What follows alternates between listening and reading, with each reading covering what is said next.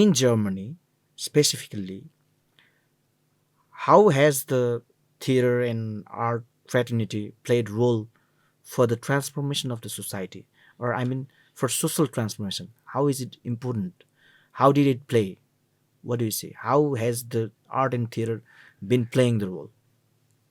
As as I mentioned before, the theater is a part of daily life. When you go to school as a student, as a pupil, you come in contact. You can't avoid contact with theater.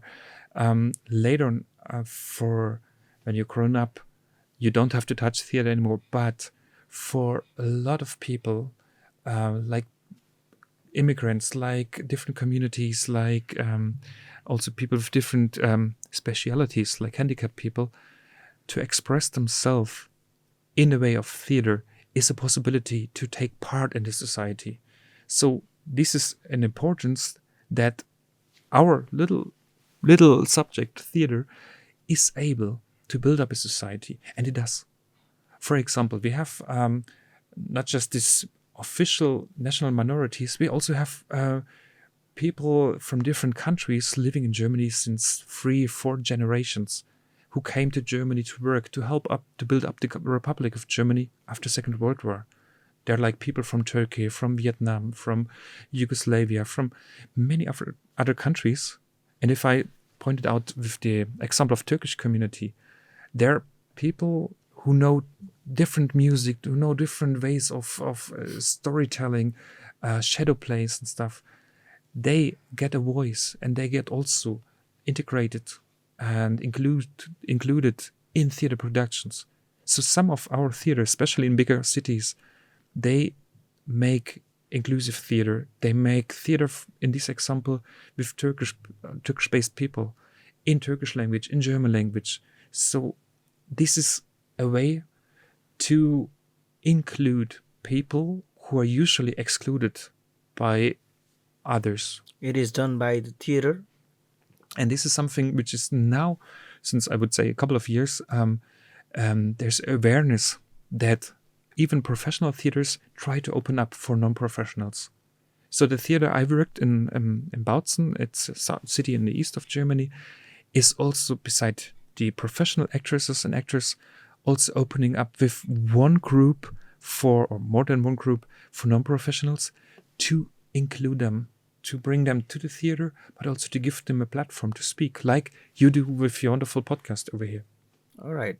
The inclusivity, let's say, principle of inclusivity has been highly practiced in the art and theater fraternity in Germany, but we in Nepal, it's very less practiced. I mean, the awareness of inclusivity or practice of inclusivity is very little. Let's say very little, especially in the fraternity of theater and art.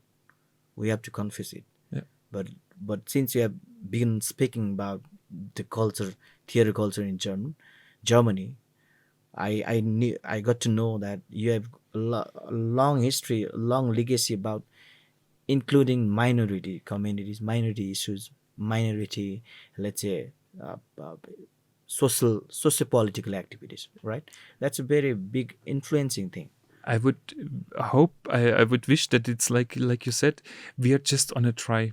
So it's never enough, I would say, but it's the responsibility of us theater makers to be aware of that. Like now we think about how to include people with different body or mental handicaps into our work, to make it possible for them to express themselves. It's a long way, and it's never finished, and we are not on the best level, I would say.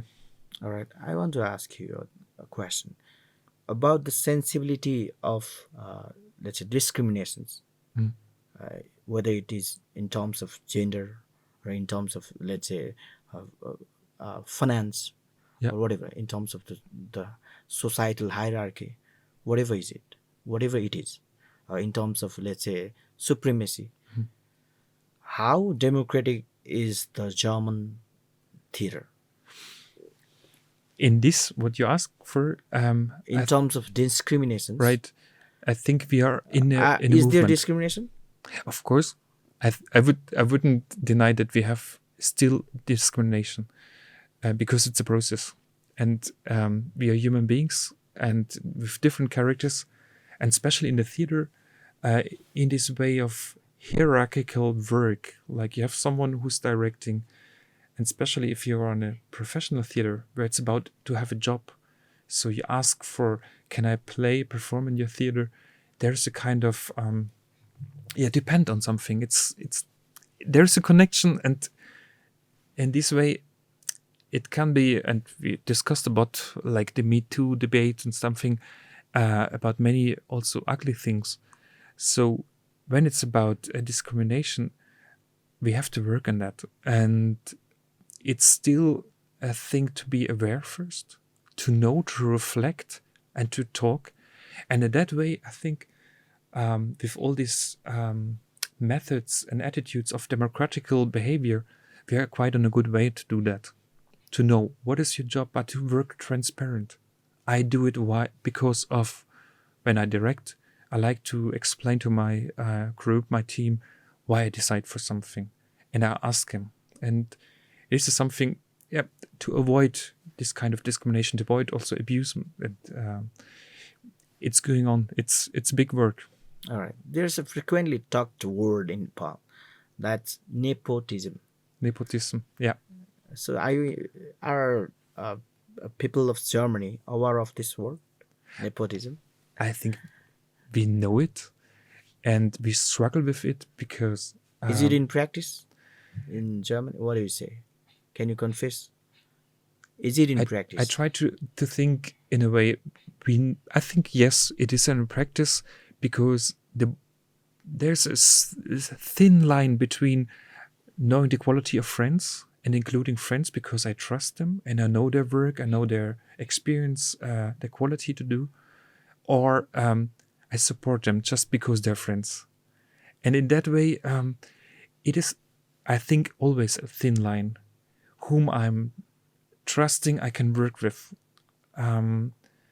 Some people, they have a brave understanding, and they're really open-minded to invite other people they don't know, and they give them a chance, especially for young people, young teams of theater makers, to give them a chance to try something and to support them.